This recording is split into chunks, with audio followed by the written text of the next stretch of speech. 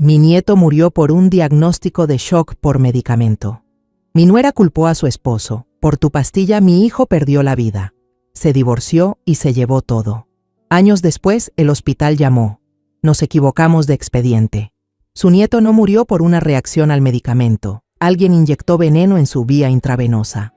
Tenemos la grabación de seguridad cuando me mostraron el rostro del asesino. Me alegra que estés aquí.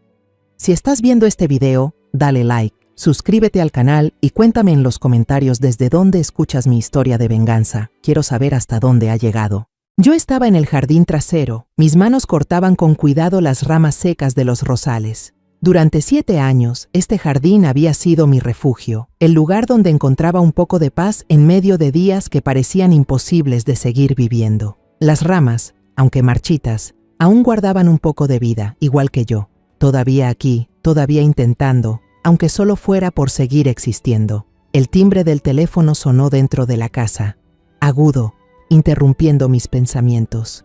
Eché un vistazo por la ventana, con intención de ignorarlo. Seguramente sería otra de esas llamadas publicitarias sin sentido. Pero el timbre continuó, insistente, como si quisiera arrancarme de mi pequeño rincón de calma. Suspiré, me limpié las manos en el viejo delantal gastado y entré. La pantalla del teléfono se iluminó con un número desconocido. Dudé un momento. Mi dedo pasó por el botón de rechazar, pero sin saber por qué, terminé contestando. ¿Hola? ¿Hablo con la señora Ainara? La voz era de una mujer joven, educada, desde el otro lado de la línea. Su tono era suave, pero había algo en él que me inquietó, como si estuviera haciendo un esfuerzo por mantenerse serena. Sí, soy yo, respondí, con la voz algo ronca. Hacía mucho que nadie me llamaba, excepto algunos viejos amigos que preguntaban cómo estaba. ¿De qué se trata? Llamo desde la oficina del Hospital San Miguel. El doctor Esteban Rojas quiere hablar con usted. El nombre San Miguel me atravesó el pecho como una cuchilla afilada. Me quedé inmóvil, apretando el teléfono con fuerza, sintiendo que el suelo bajo mis pies se movía. El Hospital San Miguel. Aquel lugar al que había prometido no volver jamás. No desde aquel día, el día en que mi mundo se derrumbó, el día en que Emiliano, mi único nieto, partió para no regresar. 7 años habían pasado desde entonces, intentando enterrar los recuerdos de esos pasillos blancos, el olor penetrante a desinfectante y el sonido de mis propios sollozos en la oscuridad. Tragué saliva, intentando que mi voz no temblara. ¿Pasa algo? Todos los gastos ya los pagamos. Hace tiempo que no tengo nada que ver con el hospital. La chica al otro lado vaciló, como eligiendo muy bien sus palabras. No es por eso, señora. Se trata de algo relacionado con el expediente de Emiliano. Dejé caer las tijeras de podar que tenía en la otra mano. El sonido del metal al golpear el suelo fue seco, como una advertencia. Emiliano, 7 años sin que nadie pronunciara su nombre. Ese nombre era una herida que nunca sanó. Bastaba tocarla para sentir un dolor insoportable. ¿El expediente de Emiliano? Repetí, con la voz quebrada. ¿Qué expediente? Eso se resolvió hace mucho. Lo siento mucho, señora, dijo la joven bajando la voz. No tengo más información. El doctor Rojas dijo que es un asunto importante. ¿Podría venir al hospital hoy mismo? No recuerdo qué respondí. Solo sé que unos minutos después ya estaba sentada en un taxi, con las manos entrelazadas para evitar que me temblaran. El paisaje detrás de la ventanilla pasaba borroso, como una película vieja y difusa. No lo miraba. En mi mente solo estaba Emiliano, sus ojos grandes, su sonrisa inocente con aquella pequeña hendidura en el labio. Tenía apenas unos meses, tan pequeño que podía sostenerlo entre mis brazos, y aún así se había ido, dejándome un vacío imposible de llenar. Cuando el taxi se detuvo frente a las puertas del Hospital San Miguel, casi no me atreví a bajar. El olor a desinfectante me golpeó apenas abrí la puerta, trayendo consigo todos los recuerdos de aquella noche fatídica. Inspiré hondo y me obligué a avanzar. El pasillo seguía igual que antes, paredes blancas, pisos relucientes y esos fríos letreros de orientación. Pasé frente a la recepción evitando la mirada curiosa de la empleada. ¿Dónde está el consultorio del doctor Rojas?, pregunté con voz seca. Ella me indicó el camino, y yo caminé, paso a paso, como si cada movimiento pesara una piedra. El doctor Esteban Rojas me esperaba en una pequeña sala ordenada. Era un hombre de mediana edad, con el cabello entrecano y unos ojos amables, pero cargados de una tristeza difícil de describir. Se levantó al verme, sonrió levemente y me invitó a sentarme. «Señora Ainara, gracias por venir», dijo con voz cálida. Empujó un vaso de agua hacia mí, como si supiera que necesitaba algo a lo que aferrarme. Lo tomé, pero no bebí. Solo lo apreté entre las manos, sintiendo el frío filtrarse por mis dedos. Se sentó de nuevo, con el rostro serio. «Señora Ainara, le pedimos disculpas por molestarla después de tantos años», comenzó, hablando despacio, como si pesara cada palabra. «Últimamente, el hospital está digitalizando todos los archivos antiguos. Un técnico revisó por casualidad la grabación de seguridad de la unidad de cuidados intensivos de la noche en que el pequeño Emiliano no logró recuperarse. Sentí que el corazón se me encogía. «¿Grabación de seguridad?», repetí con voz temblorosa. «¿Qué grabación?». «Mi nieto. El doctor dijo que fue una reacción a la medicación». «No entiendo». El doctor Rojas me miró directamente a los ojos. En su mirada había sinceridad, pero también un profundo dolor. El informe concluyó que el niño no resistió debido a una reacción repetida al medicamento. Pero, señora, esa no es toda la verdad. Aquellas palabras me golpearon en el pecho. Abrí la boca, pero no pude emitir sonido alguno. ¿Toda la verdad? ¿Qué quería decir con eso? Durante 7 años, había vivido con el dolor de pensar que Emiliano se había ido por un accidente médico, algo inevitable. Me había convencido de que era el destino. ¿Y ahora, el doctor Rojas me decía que había otra verdad? Giró la pantalla de la computadora hacia mí y presionó algunas teclas. «La calidad de esta grabación es muy mala», explicó. «Hace 7 años la tecnología no nos permitía ver con claridad, pero ahora es distinto. Usamos un programa de restauración para mejorar la imagen». En la pantalla apareció un video borroso, con la tenue luz del pasillo colándose por la puerta. Reconocí al instante la esquina de la habitación, la unidad de cuidados intensivos, donde Emiliano había pasado su última noche. El niño, tan pequeño, perdido entre las sábanas del hospital, con el suero conectado a su bracito. Sentí los ojos arder, pero no me atreví a parpadear, temiendo perder algún detalle. Una figura apareció en la grabación, vestida con uniforme de enfermera, caminando con paso rápido pero cuidadoso. Era de madrugada. El pasillo estaba casi vacío, solo unas pocas enfermeras al fondo. Aquella persona se detuvo junto a la cama de Emiliano, miró a su alrededor, asegurándose de que nadie la observaba.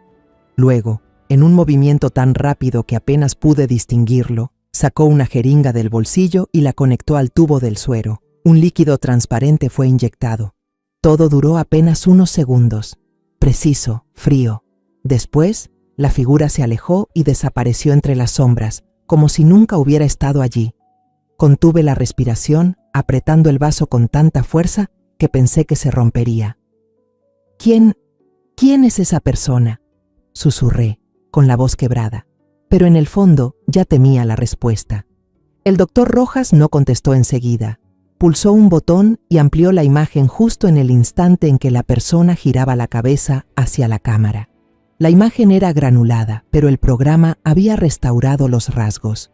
Pómulos altos, barbilla fina y unos ojos fríos, sin emoción. «Hemos confirmado la identidad de este rostro», dijo con voz grave. «Mírela bien, señora». Miré y sentí que el corazón se me detenía. La garganta se me cerró, como si una mano invisible me apretara con fuerza. Me tapé la boca con la mano, intentando contener el sollozo que quería escaparse. Ese rostro no podía confundirme. La cabeza me daba vueltas por lo que acababa de ver, arrastrándome sin querer hacia aquel recuerdo aterrador de años atrás. Aún recuerdo claramente el día en que Tácito trajo a Bianca a casa por primera vez.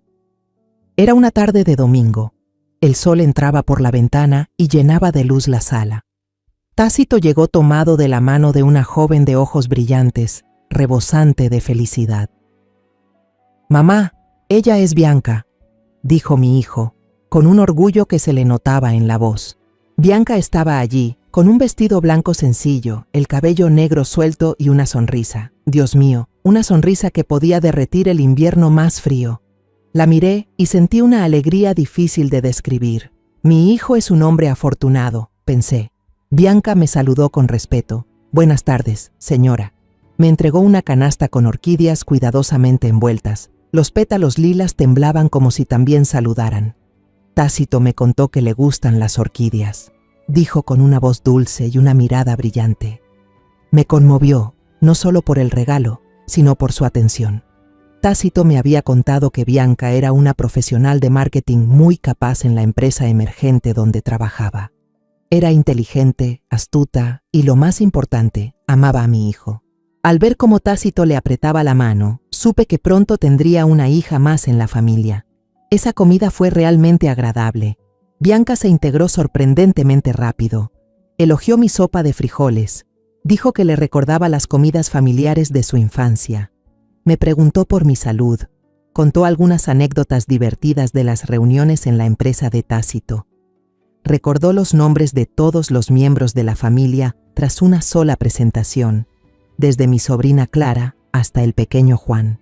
Cuando por accidente derramé un poco de vino sobre el mantel, me disculpé apurada, pero Bianca reaccionó enseguida, secando el líquido con una servilleta con total naturalidad. «No pasa nada, señora, fue solo un poco», dijo con suavidad, sin perder la sonrisa. Todo lo que hacía parecía correcto, como si hubiera nacido para hacer que todo a su alrededor funcionara bien. Miré a Tácito y vi cómo sus ojos brillaban al observarla. Sentí el corazón cálido, como si hubiera encontrado la pieza que faltaba en nuestro hogar. Esa chica es maravillosa, pensé. En ese instante, creí con todo mi corazón que Bianca traería felicidad a mi hijo y a toda nuestra familia. Meses después, Tácito le pidió matrimonio y Bianca aceptó. La noticia llegó como una brisa fresca, llenando la casa de alegría. Tácito sonreía más que nunca. Su voz sonaba esperanzada mientras hablaba de sus planes. Aunque su empresa era pequeña, estaba creciendo, y Bianca era la mente detrás de las campañas que la hacían destacar. Me sentía orgullosa de mi hijo y comencé a querer a Bianca como a una hija. Me llamaba con frecuencia, preguntaba por mi salud, incluso me trajo un frasco de mermelada de fresa hecha por ella misma, diciendo que había aprendido la receta de su madre. Pero luego, cuando se empezó a planear la boda, comencé a notar las primeras señales. Bianca era la organizadora principal y lo hacía todo con una minuciosidad impresionante. Ella misma eligió el lugar, el menú e incluso el color de los manteles. Al principio admiré su dedicación, pero con el tiempo me di cuenta de que no era solo cuidado, sino control. Una vez sugerí usar rosas blancas para la ceremonia, las mismas que mi madre había elegido en su boda, como una manera de mantener la tradición familiar. Bianca sonrió, esa sonrisa dulce y conocida, pero al día siguiente llegó con un catálogo enorme y señaló las fotos de lirios blancos. «Tía, los lirios están más de moda y se ven más elegantes, ¿no le parece?», dijo con un tono suave, pero sin dejar espacio para discutir. Asentí, pensando que no debía intervenir demasiado. Después de todo, era el gran día de mi nuera.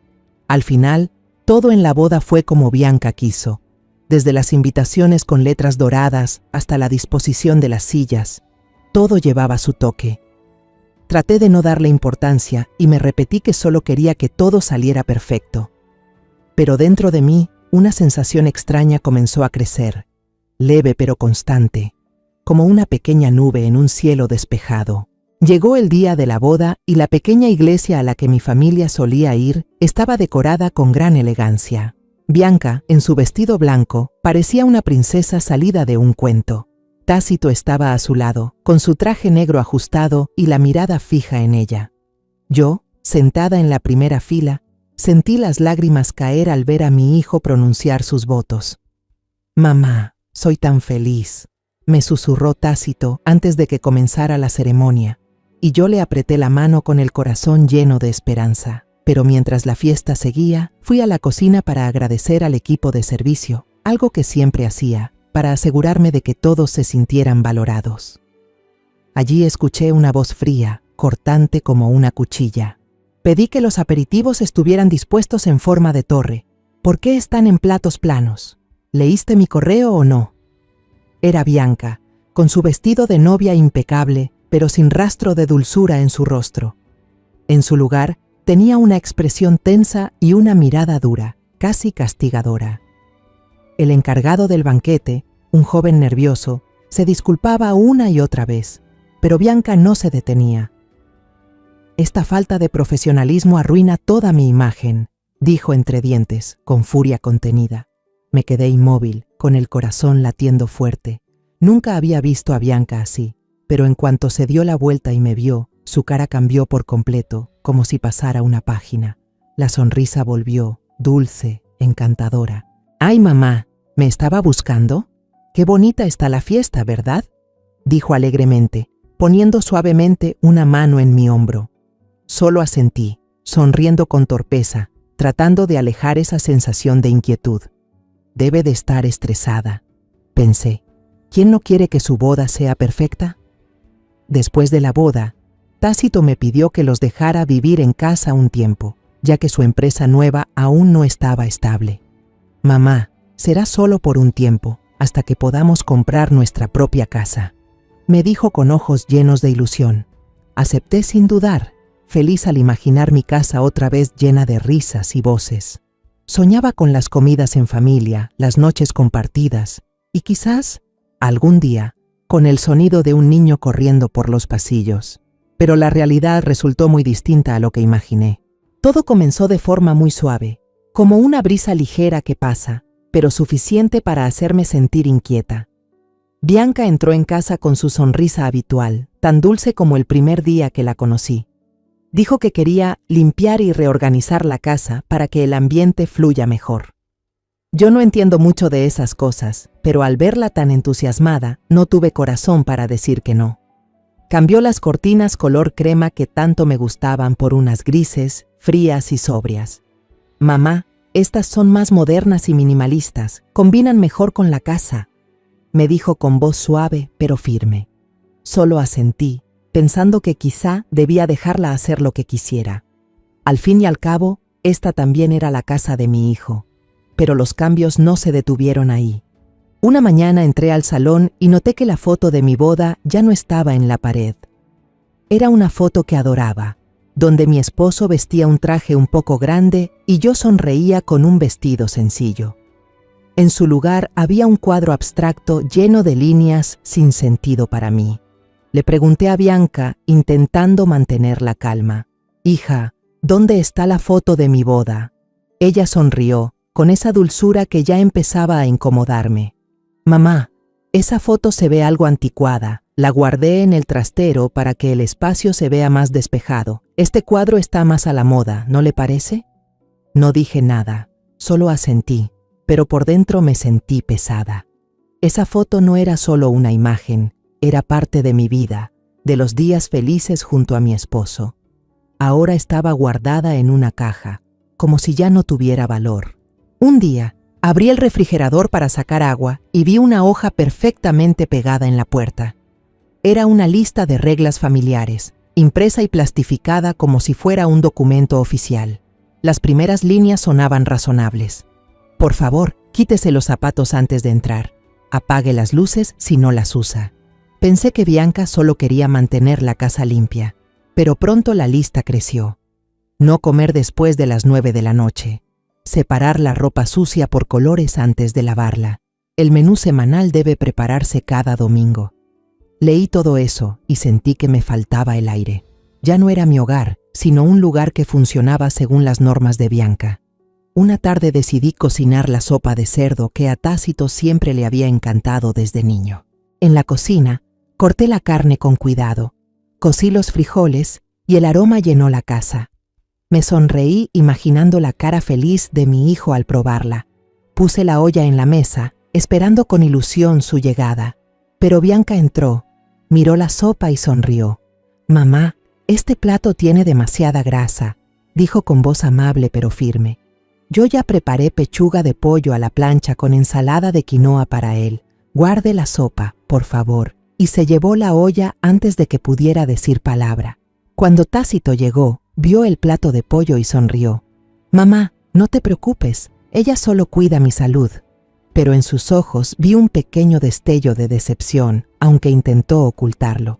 El control de Bianca no se detuvo en la casa. También se extendió a Tácito. Una mañana lo vi preparándose para una reunión. Llevaba una camisa azul clara y una corbata a rayas. Se veía elegante, como siempre. Pero Bianca salió, cruzó los brazos y lo observó de arriba abajo. «No puedes combinar esa corbata con esa camisa», dijo con voz fría. «Los patrones chocan entre sí».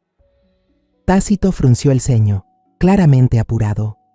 «Voy tarde, Bianca». Pero ella no cedió y se puso frente a la puerta. «¿Quieres que piensen que no sabes vestirte?», le lanzó con tono cortante. Al final, él suspiró y subió resignado a cambiarse la corbata. Los arrebatos de Bianca comenzaron a volverse más frecuentes, casi siempre por motivos que parecían insignificantes. Una vez estaba lavando los platos en la cocina cuando escuché su voz molesta. Estaba de pie, mirando fijamente la pila de platos recién secados. Tomó uno, señaló un pequeño rasguño y preguntó con un tono tenso, como si se tratara de algo imperdonable.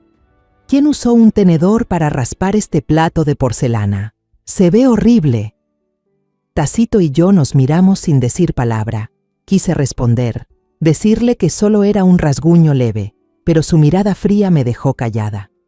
Tácito bajó la cabeza y volvió a limpiar el plato en silencio, aunque no tenía ninguna culpa.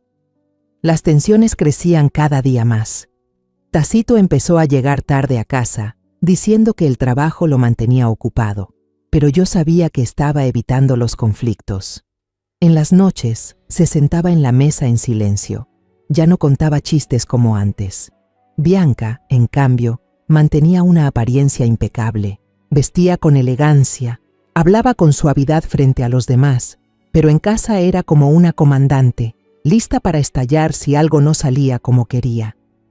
Una vez, olvidé un suéter sobre el sofá. Bianca lo levantó, lo dobló con cuidado y dijo con una voz helada: «Mamá, si dejamos la ropa por ahí, la casa pierde toda la armonía». Me disculpé, pero por dentro sentí que me humillaba. Era mi casa, ¿y tenía que pedir perdón por un suéter? La situación llegó a su punto máximo una noche, mientras leía en mi habitación. Empecé a oír gritos desde la cocina, cada vez más fuertes. Traté de ignorarlos pensando que las discusiones entre esposos eran normales, pero de repente se escuchó un crash seco que me hizo saltar el corazón. Corrí hacia abajo y vi mi jarrón de cerámica favorito, el regalo del 20º aniversario de mi matrimonio, hecho pedazos en el suelo. Los fragmentos estaban esparcidos, como si fueran pedacitos de mi alma. Tácito estaba de pie, con los puños apretados y el rostro encendido de furia. Bianca gritaba con voz aguda: «Eres un desastre, arruinas todo, desde tu trabajo hasta este jarrón. No soporto a alguien tan imperfecto como tú». Me quedé helada, sin poder creer lo que oía. Tácito la miró con cansancio, casi suplicando: «Lo siento, Bianca, solo soy humano. Todos cometemos errores». Pero en los ojos de Bianca no había perdón, solo desprecio y decepción. Una tarde, mientras tomaba té en el porche y miraba las rosas florecer, Bianca salió con un papel en la mano. Sonreía, y por primera vez no era esa sonrisa forzada de siempre, sino una sonrisa verdadera, luminosa. «Mamá, estoy esperando un bebé», dijo con la voz temblorosa por la emoción, extendiéndome el resultado del examen. Leí las palabras en el papel y mi corazón empezó a latir con fuerza. Las lágrimas me brotaron, pero esta vez no eran de tristeza, sino de alegría. «¿De verdad, Bianca?», pregunté con la voz entrecortada. Ella asintió y por primera vez en muchos meses me abrazó con fuerza, como una hija de verdad. Esa noticia fue como una brisa fresca que disipó toda la tensión en casa. Bianca cambió por completo. Ya no se irritaba ni trataba de controlar cada detalle. volvió a sonreír con dulzura, como cuando recién se unió a la familia. Empezó a leer libros sobre el embarazo, gruesos y con portadas de bebés sonrientes. Por las noches se sentaba en la sala, ponía música clásica y decía que era buena para el bebé.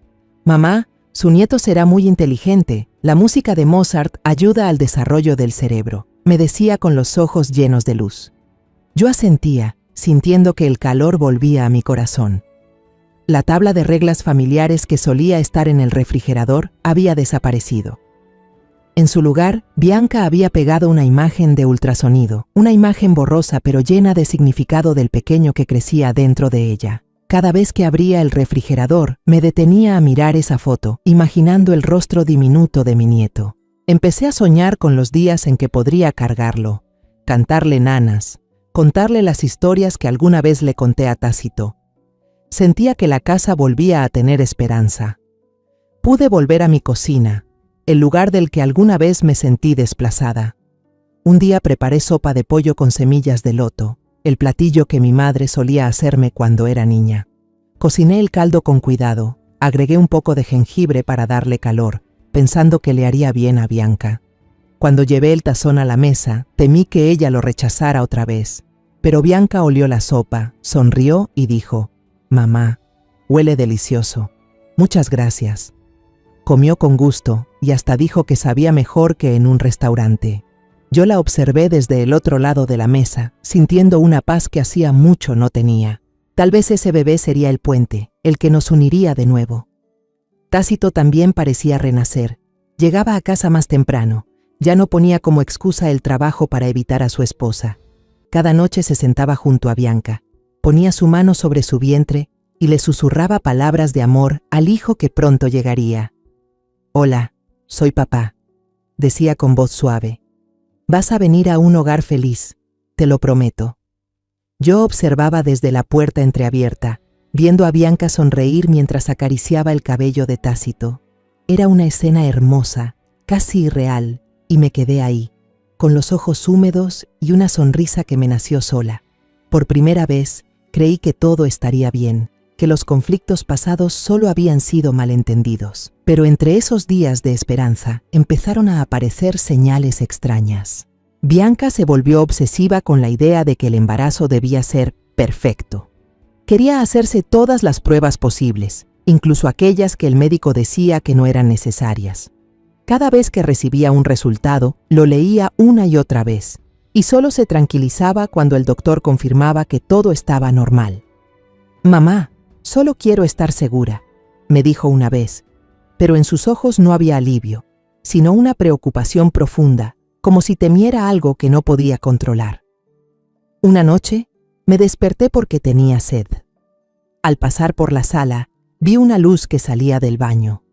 La puerta estaba entreabierta y Bianca estaba frente al espejo, con la mano sobre el vientre, mirando fijamente su reflejo. Pensé que le hablaba al bebé, como solía hacer Tácito, pero entonces escuché su voz, fría, casi autoritaria. «Tienes que estar sano, tienes que ser hermoso, tienes que ser perfecto. ¿Me oyes?». Sentí un escalofrío recorrerme la espalda. No era la voz de una madre amorosa, sino la de alguien que exigía, que imponía. Retrocedí despacio, intentando convencerme de que solo estaba demasiado ansiosa, que era normal sentirse así cuando se espera un hijo. Pero en el fondo, supe que no era una simple preocupación. Los días siguientes traté de no pensar demasiado. Me ocupé preparando cosas para el bebé, comprando pequeñas ropas adorables, tejiendo una manta amarilla, el color del sol, el color de la esperanza. Tácito y Bianca también estaban ocupados, arreglando un rincón de la casa para el nuevo miembro de la familia. Tácito pintó con sus propias manos la cuna vieja que yo había usado para él, y Bianca eligió unas cortinas nuevas, esta vez de un tono azul suave, diciendo que era bueno para el ánimo del bebé. El día en que Bianca empezó con las contracciones, toda mi familia estaba en el hospital. Tácito le sostenía la mano con fuerza, animándola sin parar. «Tú puedes, Bianca, sigue así». Yo estaba afuera, en el pasillo, con las manos entrelazadas, rezando para que ella y el bebé estuvieran bien. Después de muchas horas de espera, el llanto de un bebé llenó el aire, fuerte y lleno de vida. El médico salió sonriendo. Felicidades a la familia, es un niño muy sano. Tácito rompió en llanto, me abrazó con fuerza y corrió a la habitación para ver a su esposa y a su hijo. «Mamá, ya soy papá», dijo, con la voz quebrada de emoción. Yo lo seguí, el corazón acelerado, deseando ver a mi nieto por primera vez. Cuando entré, Tácito estaba inclinándose para besar la frente de Bianca, susurrando: «Gracias, ya tenemos a nuestro hijo». Pero Bianca no respondió. Estaba allí, mirando fijamente al bebé en brazos de la enfermera. La sonrisa en su rostro se había congelado, como si el tiempo se hubiera detenido para ella. Seguí su mirada y lo vi. Una pequeña marca, una ligera hendidura en el labio del bebé, un signo de labio leporino. Era algo mínimo, casi imperceptible, pero para Bianca parecía una tragedia. Le pusimos de nombre Emiliano, en memoria de su abuelo, mi esposo, que se había ido hace muchos años. La doctora, una mujer de mediana edad con voz suave, intentó tranquilizarnos en la misma sala de parto. «El bebé tiene una pequeña fisura congénita en el labio», dijo, sonriendo mientras acercaba a Emiliano. «Hoy en día la medicina está muy avanzada. Una pequeña cirugía y quedará perfecto». Asentí, aliviada al saber que aquello tenía solución. Tácito tomó a Emiliano en brazos, lo apretó contra su pecho y le besó la frente con ternura. «No pasa nada, hijo. Sigues siendo mi niño. Te ayudaré a ser fuerte y hermoso, te lo prometo». Pero Bianca era diferente. Permanecía acostada, con la mirada vacía, sin responder a las palabras de Tácito. Cuando la enfermera le ofreció al bebé, giró la cabeza y murmuró con voz débil: «Estoy muy cansada, luego lo cargo». Intenté no preocuparme, diciéndome que acababa de pasar por un parto difícil, que solo necesitaba descansar.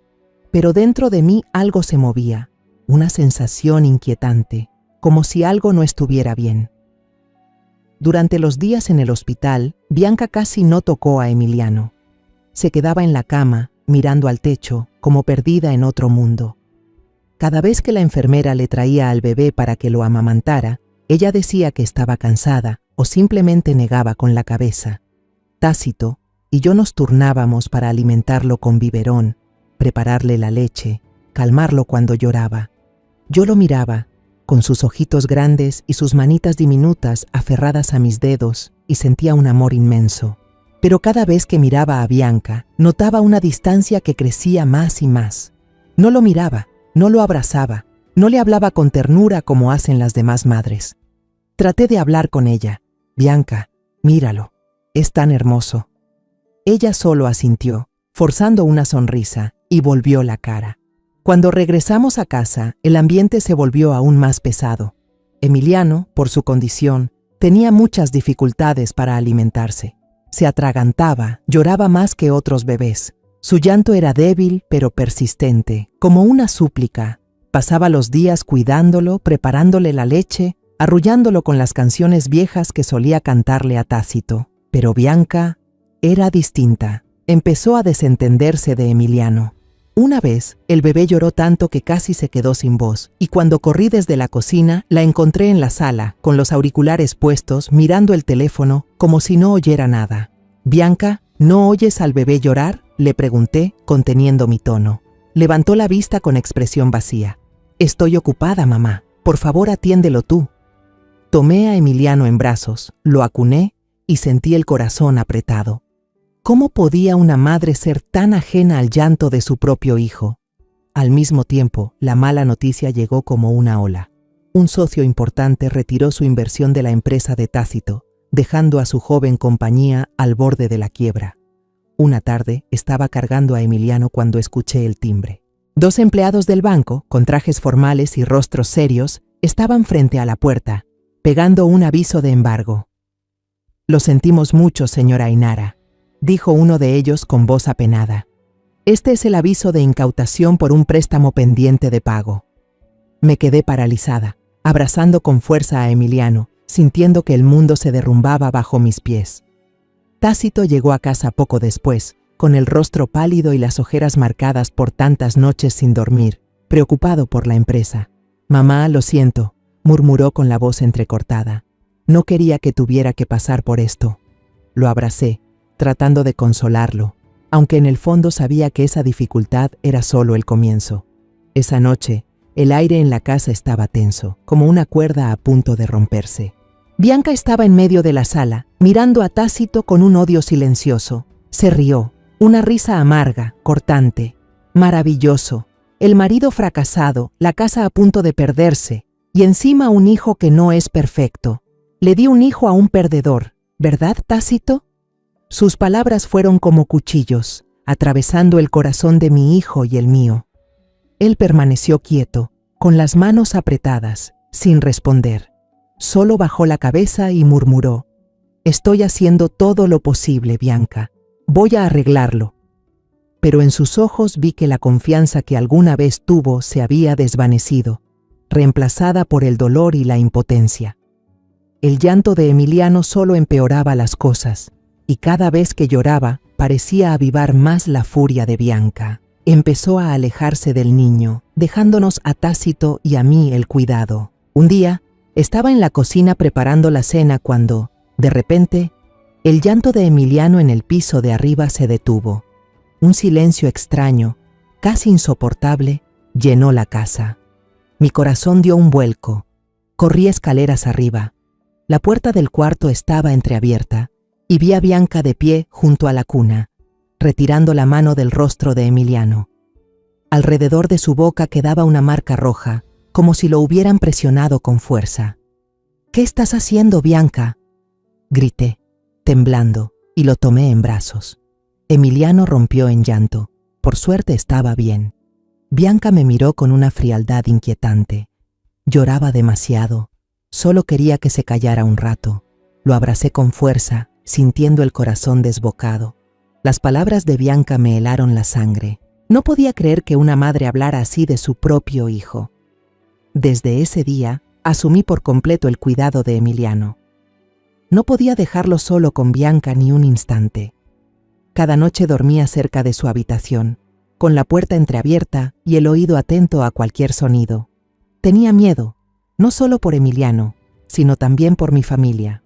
Esa mujer, a quien alguna vez quise como a una hija, ahora me parecía una desconocida, con una mirada tan fría que me resultaba imposible comprenderla. La situación llegó al límite una noche, cuando me desperté para ir por un vaso de agua. Al pasar frente al cuarto de Emiliano, escuché un susurro. La puerta estaba apenas abierta y la luz del pasillo iluminaba la silueta de Bianca junto a la cuna. Miraba al niño dormido y su voz sonó helada. «Ojalá nunca hubieras nacido». Sentí un escalofrío recorrerme el cuerpo. Retrocedí en la oscuridad, tapándome la boca para no soltar un sollozo. El corazón me dolía de miedo y tristeza. Ya no reconocía a Bianca. Había dejado de ser aquella joven encantadora y amable, y en su lugar solo quedaba alguien con una crueldad que no podía comprender. Hasta una noche estaba sentada en el porche, terminando de tejer la manta de lana para Emiliano, cuando escuché su llanto débil pero persistente desde el cuarto de arriba. Me levanté de inmediato, lista para subir, pero Bianca apareció en la escalera. «Mamá, déjelo, yo me encargo», dijo con una voz suave pero sin una pizca de calidez. Asentí y volví a mi silla, aunque con el corazón inquieto. Un momento después, el llanto de Emiliano se hizo más fuerte, acompañado de un sonido ahogado. Corrí arriba y vi a Tácito sosteniendo al niño, palpándole la frente con preocupación. «Mamá, está ardiendo», dijo con voz temblorosa. Puse mi mano sobre la frente del pequeño y sentí un calor abrasador bajo su piel suave. «Llama al doctor ya, hijo», le apuré, pero Tácito negó con la cabeza, los ojos enrojecidos. «Mamá, ya no tengo dinero para que venga un médico. Voy a la farmacia por algo para bajarle la fiebre». Quise detenerlo, decirle que no debía medicar por su cuenta a un niño tan pequeño, pero la desesperación en su mirada me hizo callar. Su empresa había quebrado, la cuenta bancaria estaba vacía y la casa en la que vivíamos estaba a punto de ser embargada. Tácito salió corriendo, dejándome con Bianca y Emiliano, que lloraba sin consuelo. 15 minutos después, Tácito regresó con un frasco de jarabe. Lo preparó con cuidado, siguiendo las instrucciones, y le dio al niño pequeñas cucharadas temblando. Pero pronto Emiliano empezó a respirar con dificultad. Su piel se puso pálida y sus labios se tornaron azulados. Entré en pánico y grité: «¡Llama a una ambulancia, rápido!». Bianca se quedó inmóvil, con la mirada perdida, mientras Tácito corría al teléfono. En el camino al Hospital San Miguel, abracé a Emiliano con fuerza, rezando sin parar. Bianca iba sentada al lado, sin mirar al niño. Se volvió hacia Tácito y le gritó con voz helada: «¡Idiota! ¿Querías hacerle daño? Todo esto es culpa tuya». Tácito no contestó, solo apretaba el volante con los ojos llenos de lágrimas. En urgencias, los médicos y enfermeras trabajaban sin descanso. Yo esperaba en el pasillo con las manos entrelazadas, sintiendo que el tiempo se detenía. Tácito caminaba de un lado a otro, murmurando: «Perdóname, mamá, no debí comprar el medicamento». Lo abracé y traté de calmarlo. «No es tu culpa, hijo. Los doctores lo van a sacar adelante». Después de unas horas interminables, un médico salió con una leve sonrisa. «El niño ya está fuera de peligro. Fue solo una reacción alérgica a uno de los componentes del medicamento. Lo dejaremos en observación». Solté un suspiro de alivio y abracé a Tácito. Sentí como si nos hubieran devuelto el aire. Miré a Bianca, esperando ver el mismo alivio, pero ella solo asintió con una mirada distante. Le dije a Tácito: «Hijo, vuelve a casa y descansa. Yo me quedaré con Emiliano». Pero Bianca intervino de pronto, con voz firme: «No, mamá, usted ya ha hecho bastante. Váyase a descansar con él. Soy su madre, yo me quedo». Sacó de su bolso una cajita con avena cocida y me la ofreció. «Coma un poco antes de irse, para no pasar frío». Aquella muestra inesperada de atención me ablandó. Pensé que quizá, en el fondo, aún amaba a mi hijo y solo le costaba expresarlo. Tácito y yo, agotados tras una noche sin dormir, dejamos el hospital al amanecer. Al llegar a casa, me acosté, pero el sueño no vino. Una sensación de inquietud me oprimía el pecho, como una ola que no cesa. Recordé la mirada de Bianca, fría pese a sus palabras. Me repetí que estaba imaginando cosas, pero la inquietud no se iba. Finalmente me senté y dije en voz alta: «Olvidé mi chal en el hospital». Llamé a Tácito: «Hijo, llévame de vuelta, necesito recuperarlo». Aunque estaba rendido, asintió, y tomamos un taxi de regreso al Hospital San Miguel. Cuando apenas entré al pasillo del área de cuidados intensivos, escuché la alarma sonar con fuerza desde la habitación de Emiliano. Sentí que el corazón se me detenía. Corrí hacia el sonido, abriéndome paso entre la gente. Las enfermeras y los médicos se lanzaban dentro del cuarto gritando órdenes urgentes. Traté de entrar y alcancé a ver a Emiliano, tan pequeño y frágil, convulsionando en la cama. Los médicos lo rodeaban, haciendo todo lo posible, pero en sus miradas se notaba la preocupación.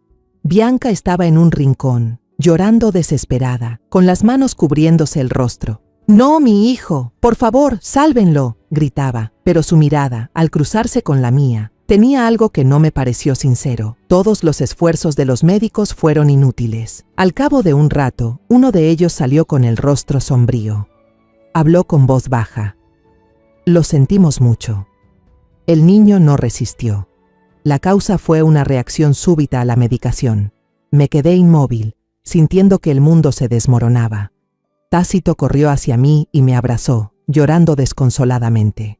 Pero Bianca cayó al suelo, señaló a Tácito y gritó: «¡Fuiste tú! ¡Tú hiciste esto con mi hijo!». Esa acusación fue como una puñalada directa al corazón de mi hijo. No dijo nada, solo permaneció de pie, con la mirada vacía, como si su alma hubiera abandonado su cuerpo. 2 semanas después, Bianca presentó la demanda de divorcio. Alegó que Tácito había sido negligente, que su descuido había causado la pérdida de Emiliano. En el juicio, obtuvo casi todos los bienes que quedaban: la casa, algunos ahorros y hasta las reliquias familiares que yo más atesoraba. Miré a mi hijo, ahora apenas una sombra del hombre alegre y ambicioso que había sido. No discutió, no se defendió. Solo firmó los papeles y salió del tribunal en silencio, sin mirar atrás. Después de eso, Tácito se vino abajo por completo. Se encerró en su habitación, sin hablar ni sonreír. Yo tocaba la puerta, le llevaba comida, pero él solo movía la cabeza y murmuraba con voz débil: «Mamá, lo siento, no merezco ser padre, ni ser tu hijo». Esas palabras me rompieron el alma.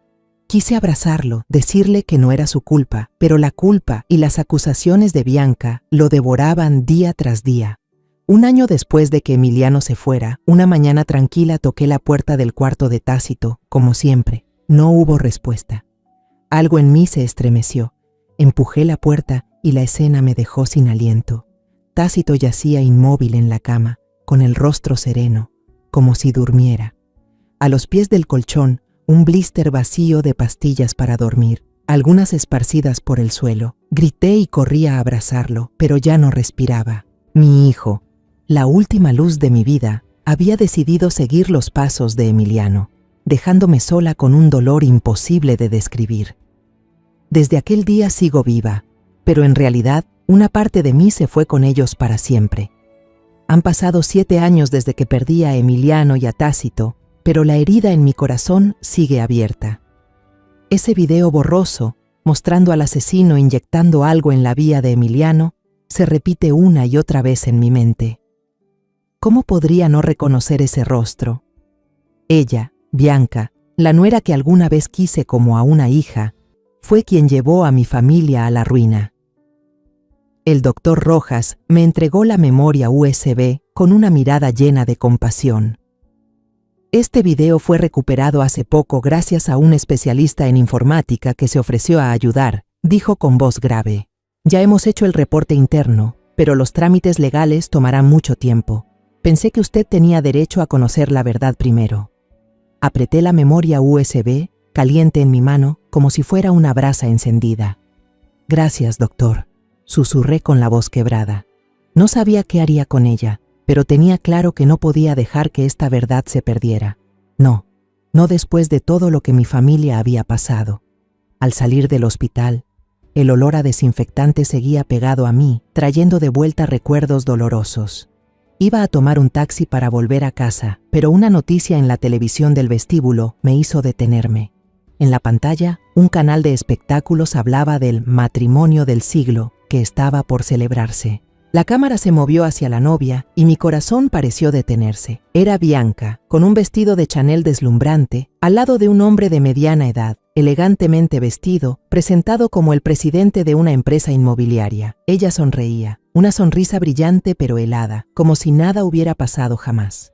Me quedé inmóvil, apretando la USB con tanta fuerza que sentí la sangre hervir. Ella, la que había destruido a mi familia, vivía una vida de lujo, a punto de empezar un nuevo capítulo, como si Emiliano y Tácito nunca hubieran existido. No regresé a casa. En su lugar, tomé un taxi y le di al conductor la dirección de la lujosa residencia mencionada en las noticias.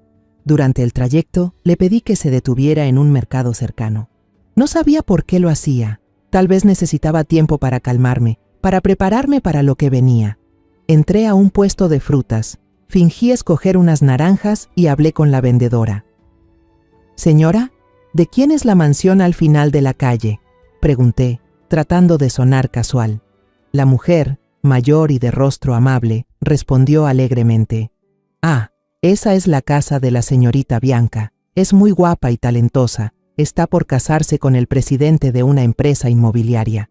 Dicen que antes sufrió mucho, perdió a su esposo y a su hijo muy joven.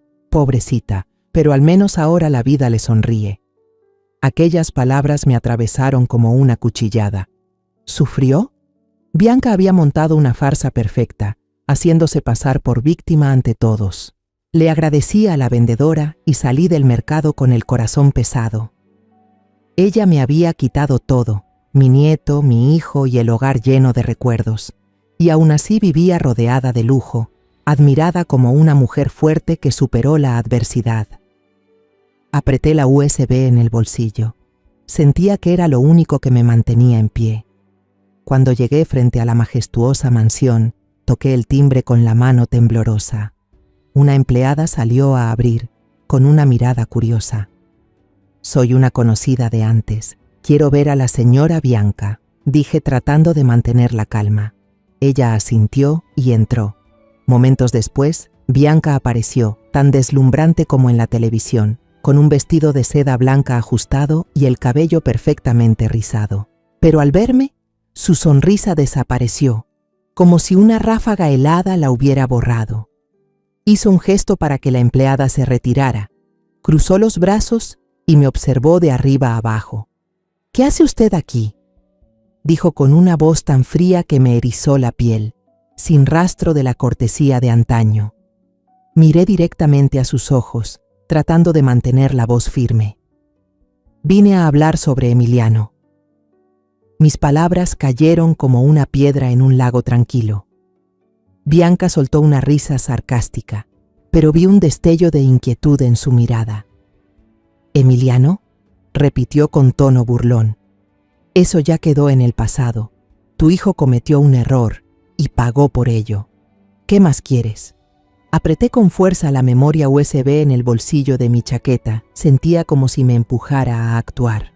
Respiré hondo y dije despacio, palabra por palabra: «Ya sé la verdad, Bianca». Mis palabras la hicieron detenerse, aunque solo por un instante. Me miró con una mirada fría, pero yo no retrocedí. «Sé lo que hiciste en el hospital aquella noche», continué, más tranquila de lo que esperaba. La mirada de Bianca se endureció por un momento, apenas perceptible. Luego recuperó su compostura y esa sonrisa helada volvió a su rostro. «¿Quieres hablar?», dijo con una voz suave pero cortante. «Entra». Abrió la reja y me hizo una seña para pasar. Respiré profundo. Sentí que estaba entrando en la guarida de una fiera. En el bolsillo ya había activado la grabadora de mi teléfono. Sabía que este enfrentamiento no sería fácil y debía estar lista para todo. La sala de Bianca era un espacio lujoso, todo en blanco y plateado, tan impecable que resultaba gélido. Candelabros de cristal, sofás de cuero blanco y un enorme cuadro abstracto en la pared. Todo parecía reflejar su personalidad, perfecta, pero sin un gramo de calidez. No me invitó a sentarme ni me ofreció agua. Permaneció de pie, con los brazos cruzados, mirándome de arriba a abajo con desprecio.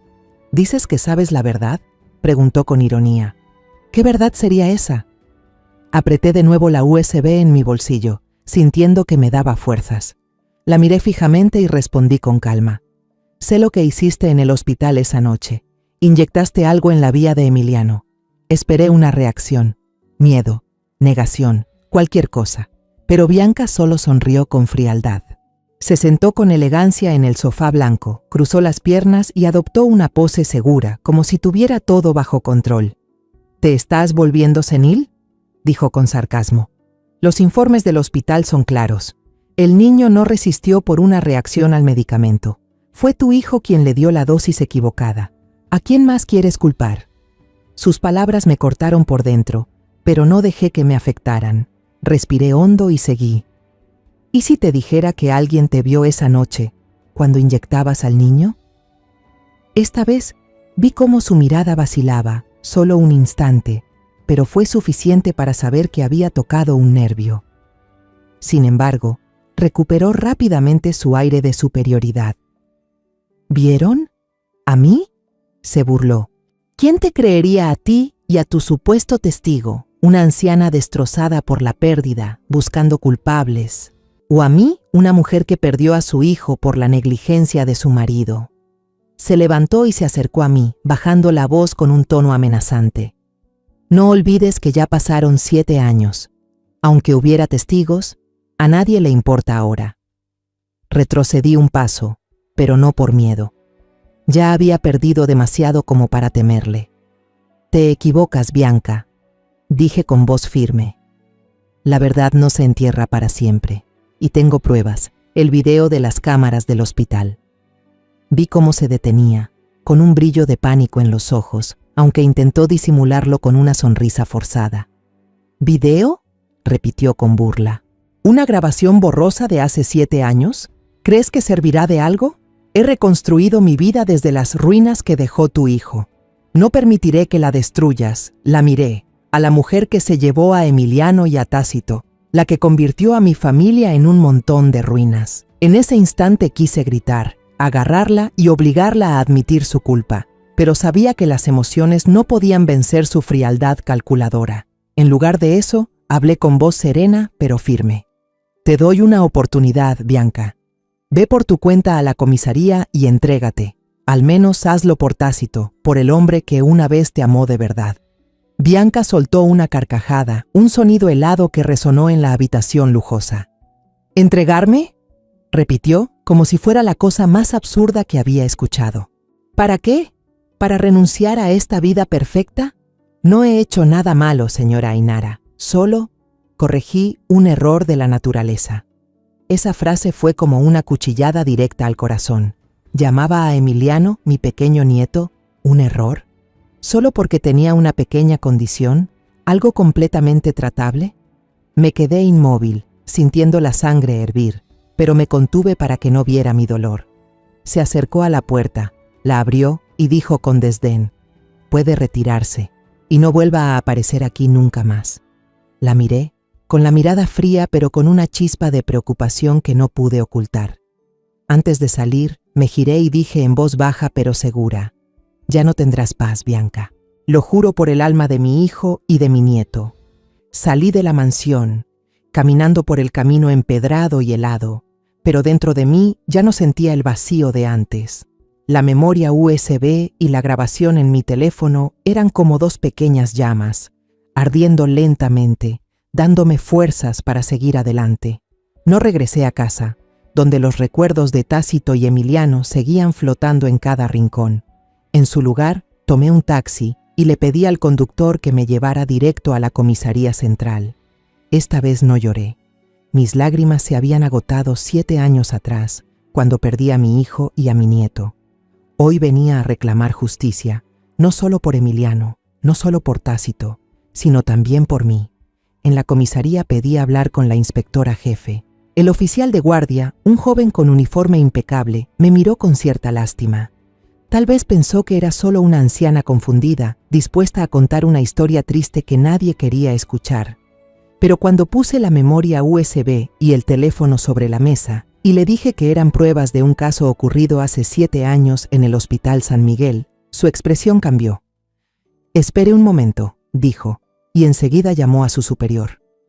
Me senté en el banco de espera, apretando mi viejo bolso de tela, con una mezcla de determinación y miedo. ¿Sería suficiente lo que traía conmigo? ¿Saldría finalmente la verdad a la luz después de tantos años? Un rato después, me llevaron ante la inspectora Gabriela Salas, una mujer de unos 40 años, de mirada aguda y voz firme. Me ofreció asiento, me sirvió un vaso de agua y dijo con tono suave pero autoritario: «Señora Ainara, cuénteme todo». Respiré hondo y empecé desde el principio. El día en que Tácito presentó a Bianca, con una sonrisa radiante y un ramo de orquídeas, hasta los días tensos en que ella empezó a controlar a toda mi familia. Le hablé de Emiliano, de la frialdad en los ojos de Bianca cuando lo miraba, y de aquella noche fatídica en el Hospital San Miguel. Finalmente, relaté el enfrentamiento reciente, las palabras heladas de Bianca en su lujosa mansión. Hablé con claridad, sin omitir nada, aunque cada palabra abría de nuevo las heridas dentro de mí. La inspectora Salas escuchó en silencio, sin interrumpir, solo anotando de vez en cuando en un pequeño cuaderno. Cuando terminé, insertó la memoria USB en su computadora y reprodujo el video una y otra vez. Su rostro se volvió cada vez más serio. Frunció el ceño cuando la imagen de Bianca con la jeringa apareció en la pantalla. Luego se colocó los audífonos y escuchó la grabación de mi conversación con Bianca. Al quitárselos, me miró con una expresión firme. «Señora Ainara», dijo con voz grave, «su confesión, junto con este video, es justo lo que necesitábamos. Esta es la prueba más clara que tenemos». De inmediato llamó a varios de sus subordinados y ordenó verificar nuevamente el expediente de Emiliano en el Hospital San Miguel. «Envía el video y el archivo de audio al Departamento de Peritaje Forense ahora mismo», dijo con tono decidido. «Quiero que todo sea revisado minuciosamente». Pasé toda la tarde esperando en la comisaría, con el corazón en un puño. Cada minuto me parecía una hora. Pensé en Emiliano, en su sonrisa inocente, y en Tácito, mi hijo, que se había apagado por el dolor. Me pregunté si realmente estaba haciendo lo correcto, si al fin la justicia se cumpliría después de tantos años. Al anochecer, la inspectora Salas regresó con un expediente grueso en las manos. Se sentó frente a mí y habló con voz baja pero segura. Señora Ainara, todo coincide. Los expertos confirmaron que el video no fue editado y que la voz en la grabación pertenece a Bianca Vargas. Encontramos los archivos antiguos del hospital y hay varios detalles extraños en el informe médico que antes pasaron desapercibidos. Mañana por la mañana solicitaremos la orden de arresto, asentí, sintiendo como si un peso enorme se deslizara fuera de mi pecho. Gracias, murmuré con la voz quebrada. Gracias por creerme. Al día siguiente era la boda de Bianca. Lo supe por los artículos que inundaban Internet, alabando la boda del siglo entre una empresaria hermosa y el presidente de un grupo inmobiliario. No fui a la iglesia donde se celebraba la ceremonia. No quería volver a ver su rostro. En su lugar, me quedé en una pequeña cafetería frente al templo, observando en silencio a través del ventanal. No quería presenciar su caída por placer, sino porque necesitaba ver que la justicia se cumpliera, por Emiliano y por Tácito. Justo cuando el reloj de la iglesia marcó las 11, los autos decorados se detuvieron frente al portón. Bianca bajó del vehículo, con un vestido de novia de millones, sonriendo radiante ante los periodistas que la rodeaban. Parecía una princesa, perfecta y altiva. Pero entonces aparecieron 2 patrullas, rompiendo el destello de los flashes. La inspectora Salas descendió del coche, impecable en su uniforme, y anunció con voz firme: Bianca Vargas queda detenida por su presunta implicación en la muerte de Emiliano Cruz hace 7 años. El ambiente se congeló. Todas las cámaras, en lugar de apuntar al novio, se dirigieron a Bianca. Su prometido, un hombre de mediana edad con un traje caro, se quedó inmóvil, mirando desconcertado a la inspectora y luego a Bianca. Los invitados comenzaron a murmurar. Los susurros se propagaron como fuego. La sonrisa perfecta de Bianca se quebró. Entró en pánico, intentando liberarse de los agentes que le colocaban las esposas, gritando: «¡Se equivocan! Yo soy la víctima. Solo quería una vida perfecta». Pero su voz se perdió entre el bullicio de la multitud y las sirenas de la policía. Desde la distancia, a través del cristal del café, la observé mientras la llevaban. Mi rostro permanecía sereno, pero dentro de mí, algo finalmente se liberó. Por primera vez en 7 años, sentí una paz tenue. No me alegraba de su caída. Yo nunca fui así. Pero me aliviaba saber que, al fin, la verdad había salido a la luz. Emiliano y Tácito, las personas que más amé, al menos podían descansar en paz. El juicio de Bianca se llevó a cabo un mes después de su detención. No asistí a todas las audiencias, no porque no quisiera enfrentarla, sino porque sabía que la verdad ya había salido a la luz. La inspectora Salas y su equipo trabajaron sin descanso, reuniendo más pruebas del Hospital San Miguel, de antiguos testigos y también de mi propia grabación.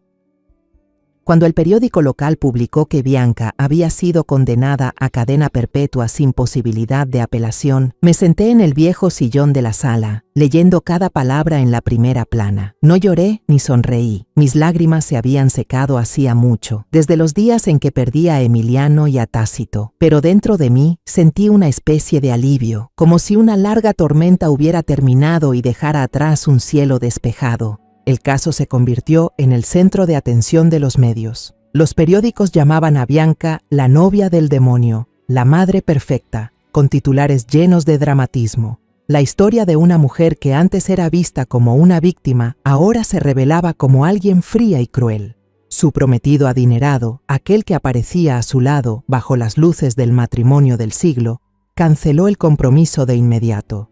Desapareció del ojo público sin dar explicaciones, como si quisiera borrar cualquier rastro de su relación con Bianca. El imperio perfecto que ella había construido con tanto esfuerzo se derrumbó en un solo día, dejándola frente a la cruda realidad dentro de 4 paredes de una celda. En la última audiencia, fui invitada a hablar como familiar de las víctimas. Me paré frente al estrado, mirando directamente a Bianca. Ella mantenía la cabeza baja. Su cabello, antes perfectamente rizado, estaba enredado y sin el más mínimo toque de elegancia. Respiré hondo y hablé con voz serena pero firme. Mi nieto Emiliano no se fue por el destino ni por un accidente. Le arrebataron la vida a su propia madre, obsesionada con la perfección. Mi hijo, Tácito, también se fue por la injusticia y la culpa. Hoy no estoy aquí para buscar venganza, sino para devolver la verdad a quienes amé. La justicia puede llegar tarde, pero sigue siendo justicia. Toda la sala quedó en silencio tras mis palabras. Se escucharon algunos sollozos desde las gradas, mezclados con murmullos de indignación, insultando a Bianca por su falta de humanidad. No la miré otra vez. Me di la vuelta y salí del tribunal, sintiendo que por fin me liberaba de un peso que había cargado durante 7 años. Al salir, la luz del sol brillaba intensamente entre las ramas de los árboles, recordándome aquellas tardes en que Tácito se sentaba bajo el porche, pelando manzanas y contando chistes. Sonreí, aunque el corazón aún dolía. Después del juicio, decidí vender la vieja casa que una vez fue el hogar de mi familia. Cada rincón, cada pared guardaba recuerdos, los días felices con Tácito y mi esposo y los años de dolor bajo el control de Bianca. No podía seguir viviendo en un lugar lleno de fantasmas. Me mudé a un pequeño apartamento en las afueras de la ciudad, con un balcón que daba a un campo verde de arroz. Planté algunas macetas de rosas, iguales a las que florecían en mi antiguo jardín, como una forma de mantener cerca a Tácito y Emiliano. En lugar de quedarme atrapada en el pasado, decidí hacer algo que tuviera sentido. Una mañana fui a un centro de apoyo social para niños con discapacidades. Recordaba la mirada de Emiliano, la pequeña cicatriz en su labio, y pensé que podía ayudar a otros niños como él. Me inscribí como voluntaria, comenzando con tareas sencillas: leerles cuentos, jugar o ayudarles a comer. En el centro había niños con labio hendido como Emiliano, algunos con síndrome de Down, otros en sillas de ruedas. Pero lo que más me conmovía eran sus sonrisas. Sonrisas imperfectas, pero llenas de vida y amor. Cada día en el centro estoy rodeada de risas puras. Los niños me llaman abuelita Ainara, me toman de la mano, me cuentan historias sin sentido o compiten por mostrarme sus dibujos torcidos. Una tarde, una niña llamada Luz, con una cicatriz larga en el labio, igual que Emiliano, corrió hacia mí y me abrazó. Puso en mis manos una flor de papel, doblada con torpeza pero con todo su corazón. «Es para usted, abuelita», dijo con los ojos brillando. Me incliné y la abracé, sintiendo que abrazaba otra vez a Emiliano, que tocaba una parte de él que aún seguía viva. Las lágrimas me rodaron por las mejillas, pero esta vez eran de alegría. Viví 7 años en la oscuridad de una mentira, en el dolor de haber perdido a mi hijo y a mi nieto. Pero ahora, entre las sonrisas imperfectas de estos niños, encontré la luz. Empecé a escribir mi historia, no para hablar del dolor, sino para compartir el camino hacia la justicia y la sanación. Escribí por Tácito, por Emiliano y por todos aquellos que aún luchan por salir de su propia oscuridad. Envié mis escritos a un periódico local y, para mi sorpresa, aceptaron publicarlos. Las cartas de los lectores comenzaron a llegar, contándome que mi historia los había inspirado, que les devolvió la fe en la justicia y en la esperanza. Una tarde, mientras el sol se ocultaba rojo sobre los campos de arroz, me senté en el balcón con la foto de Tácito y Emiliano en las manos. Susurré: «Lo logré, mis amores. Ahora ustedes están en la luz». Miré hacia el horizonte, donde los campos se extendían sin fin, y sentí mi corazón más ligero que nunca. La justicia había sido cumplida, no solo para mi familia, sino también para los valores que siempre defendí: la verdad, el amor y la compasión. En las sonrisas de los niños del centro, en las cartas de los lectores, encontré la luz de mi propia vida, una luz que creí perdida para siempre. Ahora que todo se ha calmado, entiendo que la justicia no es solo castigar al culpable, sino devolver la voz a las almas olvidadas. Emiliano partió sin poder decir una palabra. Tácito cayó por una injusticia que nadie creyó. Y yo, como madre y abuela, he vivido para contar su verdad. La vida me enseñó que callar ante el mal también es un error, y que a veces una sola gota de valentía basta para despertar la conciencia dormida del mundo. No recuperé lo que perdí, pero me encontré a mí misma, una mujer que se atrevió a mirar de frente a la oscuridad para proteger el amor y el honor de su familia. Tal vez ese sea el verdadero significado de sobrevivir, no solo seguir respirando, sino seguir luchando por lo que es correcto. La historia que acabas de escuchar ha cambiado nombres y lugares para proteger la identidad de quienes participaron. No la contamos para juzgar, sino con la esperanza de que alguien escuche y reflexione. ¿Cuántas madres están sufriendo en silencio dentro de su propio hogar? De verdad me pregunto, si tú estuvieras en mi lugar, ¿qué harías? ¿Guardarías silencio para mantener la paz o enfrentarías todo para recuperar tu voz? Quiero saber tu opinión, porque cada historia puede convertirse en una vela que ilumine el camino de otros. Dios siempre bendice, y estoy segura de que la valentía nos llevará a días mejores. Ahora, en la pantalla final, dejaré 2 de las historias más queridas del canal. Sé que te sorprenderán. Gracias por quedarte conmigo hasta este momento.